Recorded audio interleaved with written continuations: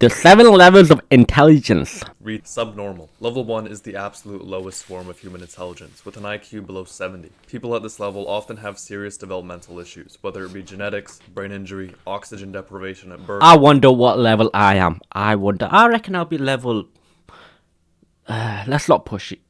Level 5. Or Level something 5. that went fundamentally wrong during development. They can't do abstract thinking, they can't process complex sentences, and they don't really think in words. Their world is emotional and sensory. They respond to tone, not meaning. If you're kind, they feel safe. If you're angry, they panic. They probably need help with eating, dressing, and walking outside. But here's the thing, even though their minds are limited, their emotions aren't. You'll see genuine joy, sadness, and affection in a way that feels realer than what most people will ever show you. It's not about intellect anymore, it's about human connection. Level 2, below average. Now we're at the level of people who function independently, but barely. IQs between 70 to 85 mean these people can live on their own, work basic jobs, pay the bills, but struggle with complexity. School was probably a nightmare.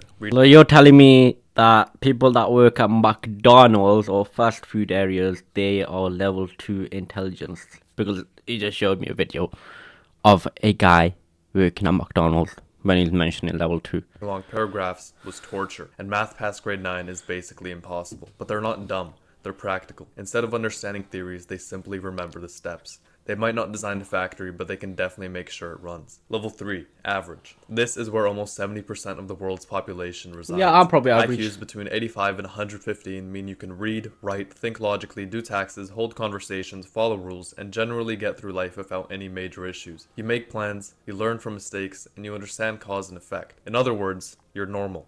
But that's also the problem. You're too normal. This level feels like the finish line when in reality it's just the middle. People here think they've got life figured out, or at least that they're smart enough, which causes them to stop learning. They form opinions, join debates, memorize headlines, but rarely question the systems that produce them. They're convinced that they're free thinkers without realizing most of the thoughts they think they've independently come maybe up with I'm not are average. actually planted within them through hidden messaging. This is the level of comfort. You've got enough intelligence. In fact, you have all the intelligence you really need, but with comfort killing your curiosity, all of the intelligence goes to waste. This is the crucial difference separating level 3 from the 2 below it. It's that though at this level you can easily become complacent and plateau in your learning capabilities are still unrestricted. At this level, you have the freedom and ability to learn things like rocket science and become an expert in basically any topic on the planet. The problem is that most people know this, and it's the realization that they have this limitless potential which keeps them from moving. Level 4, above average. With IQs between 115 and 130, this is the level where you start seeing patterns instead of facts. You don't just see what's happening, you see why. You catch the subtext in conversations, you connect dots before anyone realizes there even are any dots. This is the level where intelligence starts to feel like friction. You start to notice how predictable people are, how inefficient systems are, and how shallow small talk feels. Above average minds gravitate towards systems, meaning they often choose careers in programming, design, economics, and psychology. Anything that rewards seeing a big picture. Level 5, high intelligence. IQs from 130 to 145 mean you're in the top 2% of humanity. At this level, learning stops being about memorizing and it starts being about rewriting. You don't just understand the rules, you rebuild them. You read a book and instinctively spot what the author missed.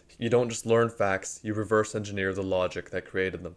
In school, you weren't trying to finish the assignment, you were trying to improve it. You finished early and then created a better version, because your brain couldn't stop optimizing. You think in frameworks, in systems, in if this, then that. You notice how the thunderstorm mirrors a power grid, how human emotions follow predictable cycles, and how chaos itself has structure. Level 6, genius.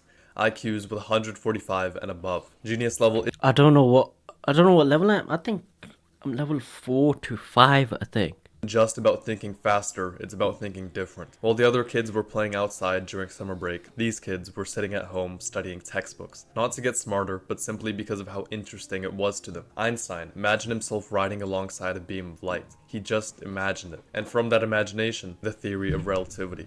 He didn't just logically come up with equations, he visualized them and then wrote them down. Same with Ramanujan, the Indian mathematician who wrote formulas that still baffle modern supercomputers. He claimed a goddess whispered them to him in his dreams. That's not mysticism, that's what it feels like when your brain starts pulling knowledge from connections no one else can see. Genius is the final level of intuition. It's imagination fused with logic so tightly that you can't tell where one ends and the other begins. But Okay, living that's here, not me. It's isolating, because so much of your life is stuck within your own mind. You think in ways people can't follow.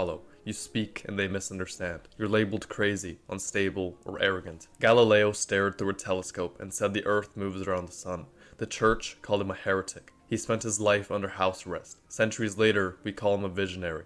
Geniuses are punished before they're praised. Their brains aren't bigger computers. They're a completely different operating system. Look at Nikola Tesla. He could construct machines in his own mind, run them for days in imaginary spaces, and spot design flaws without touching a single tool. But for every Tesla or Einstein, I wonder how it feels. I wonder how it feels to be a bloody genius.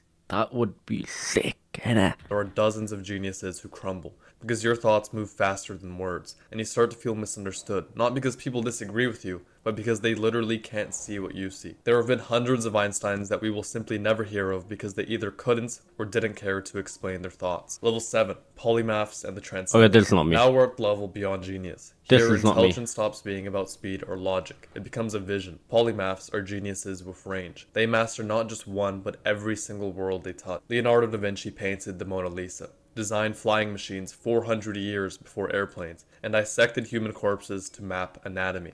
He didn't see art and science as different things. He saw them as two angles of the same truth. Galileo was the same. He blended mathematics and philosophy to the point they became one language. To him, the universe wasn't chaos, it was geometry in motion. Benjamin Franklin invented bifocals, mapped electricity, and built political systems. Isaac Newton wrote Principia Mathematica, and then, for fun, basically invented modern optics. These are minds that don't see boundaries, they see bridges. A polymath would walk into a library and he wouldn't see sections. He would see one giant interconnected map of human thought. Wow. They could read a book on music theory and end up solving a physics problem. They could paint a portrait and accidentally invent a new type of lens. Their intelligence isn't in knowing more, it's in connecting more. They think like spiders How? weaving across different disciplines. How? The pattern matters more than the thread. And yet, this level carries with it a certain sadness. You can know everything and yet still feel incomplete. You begin to realize knowledge itself is endless, and chasing it only stretches the horizon further away. This realization gives birth to the next evolution, the transcendent. Buddha sat under a tree and realized that every thought, every desire, every identity was just movement, noise. Socrates said that the only true wisdom is knowing you know nothing. Carl Jung looked inside the human mind and found an entire universe of symbols that explain not just people, but existence itself. Transcendents stopped trying to win the game of intelligence. They realized the game was self-made. While a genius sees the structure of reality, Oh my god, I just want to say, currently it's a heat wave here. And I am boiling right now.